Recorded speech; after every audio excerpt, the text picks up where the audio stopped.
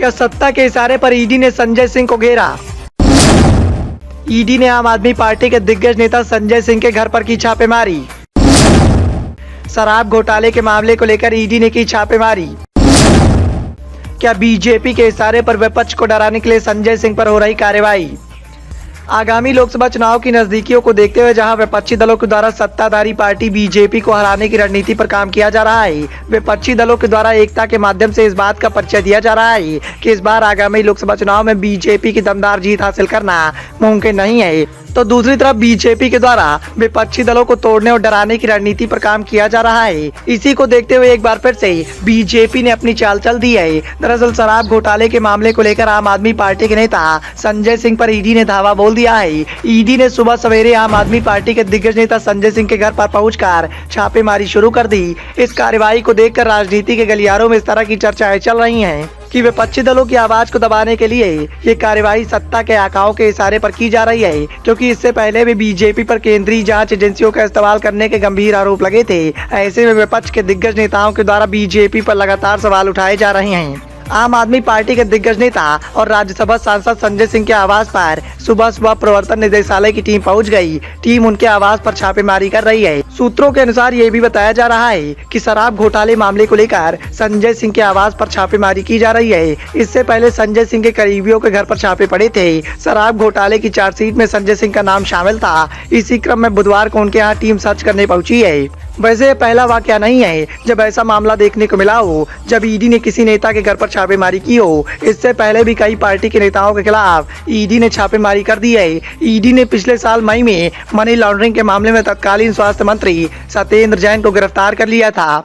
हालांकि बीमारी के चलते उन्हें सुप्रीम कोर्ट ने फिलहाल अंतरिम जमानत दी हुई है। इसके बाद इस साल फरवरी में तत्कालीन डिप्टी सीएम और शिक्षा मंत्री मनीष सिसोदिया को शराब नीति कथित घोटाले मामले में गिरफ्तार कर दिया गया था। सिसोदिया गिरफ्तारी के बाद से ही जेल में हैं, जबकि आम आदमी पार्टी के राष्ट्रीय संयोजक और दिल्ली के मुख्यमंत्री अरविंद केजरीवाल उन्हें कट्टर ईमानदार बताते हैं।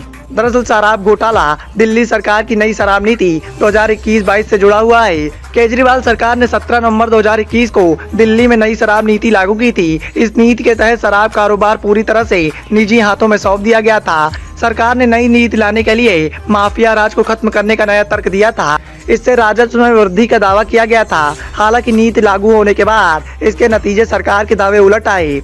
राजस्व को सरकार की इस नीति से काफी नुकसान झेलना पड़ा, जिसके बाद केजरीवाल की सरकार सवालों के घेरे में आ गई। इसके बाद केंद्र शासित प्रदेश के मुख्य सचिव नरेश कुमार ने इसमें गड़बड़ी का आरोप लगाया था। उन्होंने उपराज्यपाल वीके सक्सेना को रिपोर्ट दी। रिपोर्ट के आधार पर एलजी ने 22 जुलाई 2022 को इस पर सीबीआई जांच करने की सिफारिश की थी। हालांकि आम आदमी पार्टी के आलाकमान अरविंद केजरीवाल के द्वारा लगातार इस बात के आरोप लगाए जा रहे हैं कि ये सब सत्ता के इशारे पर किया जा रहा है। बीजेपी के द्वारा लगातार आम आदमी पार्टी को नीचा दिखाने की रणनीति पर काम किया जा रहा है, क्योंकि बीजेपी को इस बात का एहसास है कि दिल्ली की सत्ता पर बीजेपी तभी राज कर पाएगी जब आम आदमी पार्टी के हाथ से सत्ता चली जाएगी।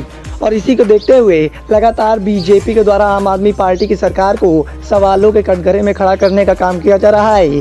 सिर्फ इतना ही नहीं, अरविंद केजरीवाल ने तो यहाँ तक कह दिया कि केंद्रीय जांच एजेंसियों का इस्तेमाल सत्ताधारी पार्टी बीजेपी के इशारे पर ही किया जा रहा है और लगातार आम आदमी पार्टी के नेताओं को जेल भेजकर डराने की रणनीति अपनाई जा रही है। हालांकि विपक्ष के कई दिग्गज नेताओं ने पहले इस बात का आह्वान कर दिया है कि भले ही बीजेपी केंद्रीय जांच एजेंसियों का इस्तेमाल हमारे खिलाफ करे, लेकिन इस बार विपक्षी गठबंधन टूटने वाला नहीं है और न ही किसी कीमत पर पीछे हटने वाला है। आगामी लोकसभा चुनाव में जनता इसका करारा जवाब देने वाली है।